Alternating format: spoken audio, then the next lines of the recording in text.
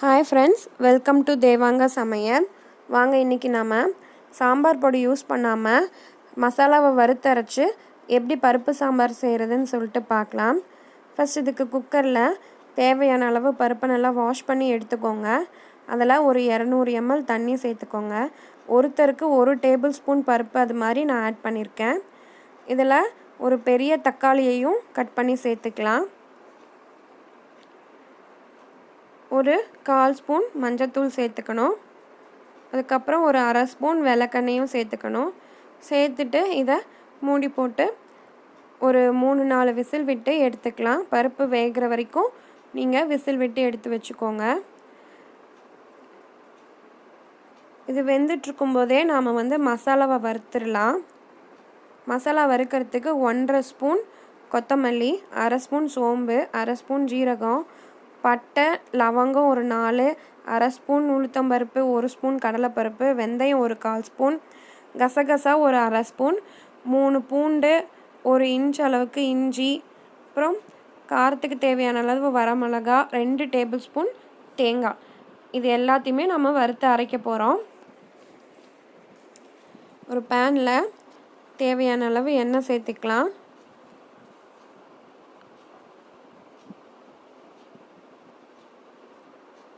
எண்ணெய் ஹீட் ஆனதுக்கப்புறம் நம்ம எடுத்து வச்சுருக்க மசாலா எல்லாத்தையுமே சேர்த்து ரோஸ்ட் பண்ண போகிறோம்.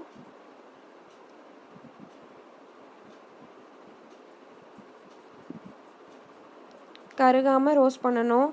அது ரெட் கலராக ஆகணும், கருகிடக்கூடாது.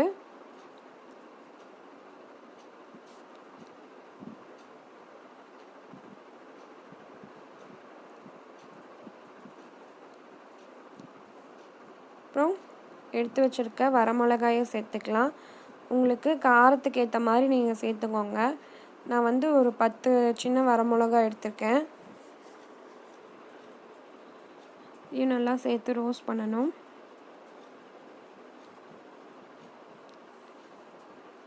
எல்லாம் ரோஸ்ட் ஆனதுக்கப்புறம் கடைசியாக தேங்காவை போட்டு நல்லா வதக்கி விடணும்.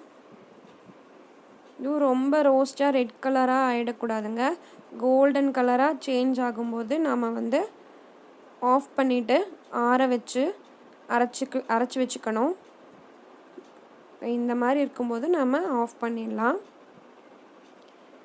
இப்போது நம்மளுக்கு பாருங்கள், பருப்பு நல்லா வெந்திருக்கு.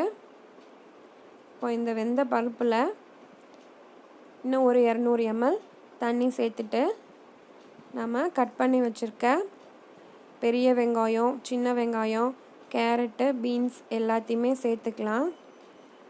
சின்ன வெங்காயம் ஆப்ஷனல் தான், வேணும்னா சேர்த்துக்கலாங்க, ஆனால் நல்லாயிருக்கும். அப்புறம் அதே மாதிரி கத்திரிக்காய், ஒரு பெரிய கத்திரிக்காவை கட் பண்ணி சேர்த்துக்கிறேன். உங்களுக்கு என்ன வெஜிடபிள்ஸ் வேணுமோ நீங்கள் சேர்த்துக்கலாம். முருங்கைக்காய் கூட சேர்த்துக்கலாம். அப்புறம் நான் அரைச்சி வச்சுருக்க மசாலாவை சேர்த்துக்கிறேன்.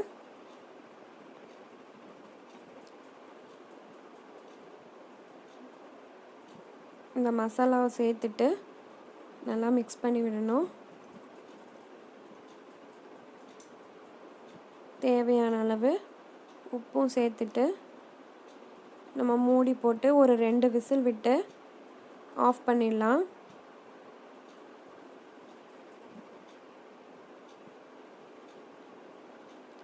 இப்போ 2 விசில் விட்டதுக்கப்புறம் பாருங்கள், இது மாதிரி எல்லாமே நல்லா வெந்திருக்கும். அதை நல்லா கலந்து விட்டு இந்த கரெக்டாக இருக்கா இந்த சாம்பார் கன்சிஸ்டன்சின்னு பார்த்துக்கோங்க. ரொம்ப கெட்டியாகவும் இருக்கக்கூடாது, ரொம்ப தண்ணியாகவும் இருக்கக்கூடாதுங்க. மீடியமாக இருக்கணும், அதுதான் கரெக்டான கன்சிஸ்டன்சி. இப்போ நம்ம பருப்பு சாம்பாரை தாளிச்சிடலாம். தாளிக்கிற வரைக்கும் சாம்பாரை மீடியம் ஃப்ளேம்லேயே வச்சிட்ருக்கணும். இப்போ தேவையான அளவு எண்ணெய் ஊற்றிக்கலாம். தாளிக்கிறதுக்கு எண்ணெய் ஹீட் ஆனதுக்கப்புறம் கடுகு, உளுத்தம்பருப்பு, கடலைப்பருப்பு அண்ட் 2 வரமிளகா போட்டு நல்லா வதக்கி விடணும். அப்புறம் கொஞ்சமாக கருவேப்பிலையும் சேர்த்து நல்லா வதக்கி விடுங்க. நீங்கள் இதில் ஆப்ஷனலாக வடகம், பெருங்காயம் கூட சேர்த்துக்கலாம், நல்லா வாசமாக இருக்கும். அது ஆனால் ஆப்ஷனல் தான், இது மட்டுமே கூட போதும் தாளிக்கிறதுக்கு. இப்போ நம்ம இதில் தாளித்ததை பருப்பு சாம்பாரில் கொட்டி நல்லா மிக்ஸ் பண்ணி விட்டுடணும்.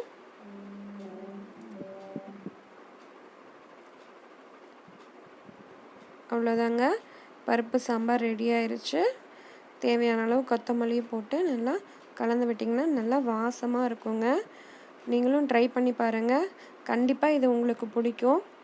தேங்க்யூ.